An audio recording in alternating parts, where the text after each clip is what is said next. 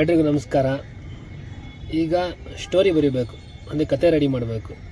ನಮ್ಮ ಹತ್ರ ಬಜೆಟ್ ಇಲ್ಲ, ಆದರೆ ಲೋ ಬಜೆಟ್ ಸಿನಿಮಾ ಅಂದರೆ ಜರ್ನಿ, ಕಾಮಿಡಿ, ಆರ್ ಇಂಥ ಕತೆಗಳನ್ನ ಆಯ್ಕೆ ಮಾಡಿಕೊಂಡ್ರೆ ಕಮ್ಮಿ ಬಜೆಟ್ ಕೇಳುತ್ತೆ.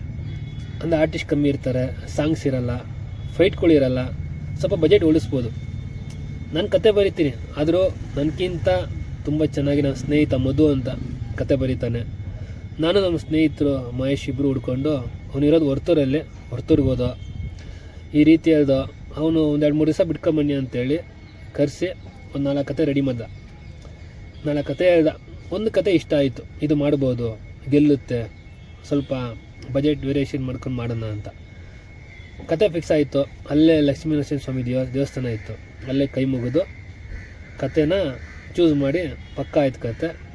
ಆ ಒನ್ಲೈನ್ ಸ್ಟೋರಿನ ತಗೊಬಂದು ಇವಾಗ ಅದ್ರ ಮೇಲೆ ನಾನು ಸ್ಕ್ರಿಪ್ಟು, ಡೈಲಾಗ್ ವರ್ಷನು ಬರಿಬೇಕು, ಶುರು ಮಾಡಬೇಕು.